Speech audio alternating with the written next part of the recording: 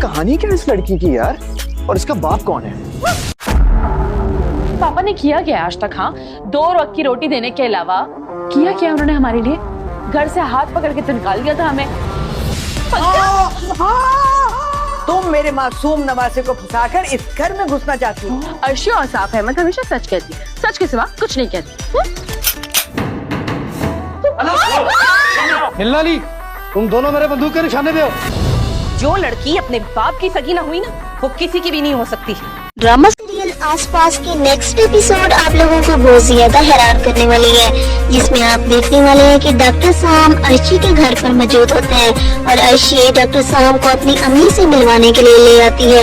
لیکن اس سے پہلے کہ ڈاکٹر سام عرشی کی امی کو دیکھے, ان سے ملے, شگوفہ اور عرشی کے درمیان لڑائی شروع ہو جاتی ہے.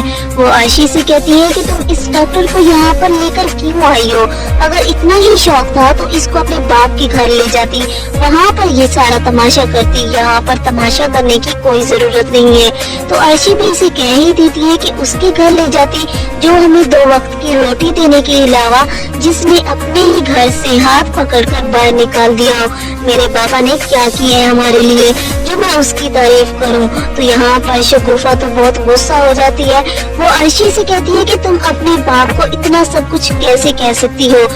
جو اپنے باپ کی سگی نہیں ہو سکتی وہ بھلا ہماری کیسے ہو سکتی ہے؟ ڈاکٹر سام چپ چاپ عرشی اور شگوفہ کی باتیں سنتا رہتا ہے اور عرشی سے کہتا ہے کہ مجھے لگتا ہے کہ مجھے اب جانا چاہیے.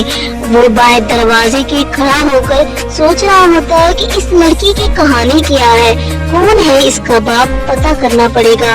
اگلے دن عرشی پہنچ جاتی ہے اپنے باپ کے گھر اور وہیں پر شہروز اور عرشی کرکٹ کھیل رہے ہوتے ہیں اور عرشی کا باپ بھی وہیں پر آ جاتا ہے. شہروز جب عرشی کی طرف بال پھینکتا ہے تو اس بال کو عرشی کی بجائے اس کا باپ پکڑ لیتا ہے اور وہ عرشی سے کہتا ہے کہ چھوٹی بچی ہو تم, اتنی بڑی ہو گئی ہو, ابھی بھی بچوں کے ساتھ کھیلتی ہو, اپنی طرح شہروز کو بھی بگاڑ رہی ہو, اور تمہاری بچکانہ حرکتیں کب ختم ہوگی؟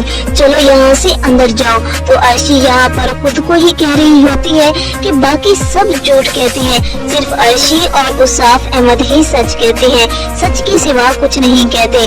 عرشی ایسے گھوم پھر رہی ہوتی ہے تو گھومتے پھرتے وہ عماد کے کمرے میں چلی جاتی ہے. وہ عماد سے باتیں کرتی ہے اور باتوں ہی باتوں میں وہ عماد کا بازو پکڑ لیتی ہے اور وہیں پر عماد کی نانی آ جاتی ہے اور وہ عرشی کو اس طرح عماد کے ساتھ دے کر ہاتھ جوڑنا شروع کر دیتی ہے اور عرشی سے کہتی ہے کہ تم عماد کو بیوقوف بنا کر اس گھر میں گھسنا چاہتی ہو, لیکن میں تمہیں اس گھر میں نہیں رہنے دوں گی. تو عرشی اپنی دادی سے کہتی ہے کہ بڑھیا تو روکے گی مجھے, عرشی کو کوئی نہیں روک سکتا. اور عرشی اپنے باپ کے ساتھ ڈاکٹر سام کے گھر جاتی ہے. ڈاکٹر سام اپنے گھر کی کچھ چیزیں ٹھیک کروانے کے لیے اصاف کو دکھا رہا ہوتا ہے.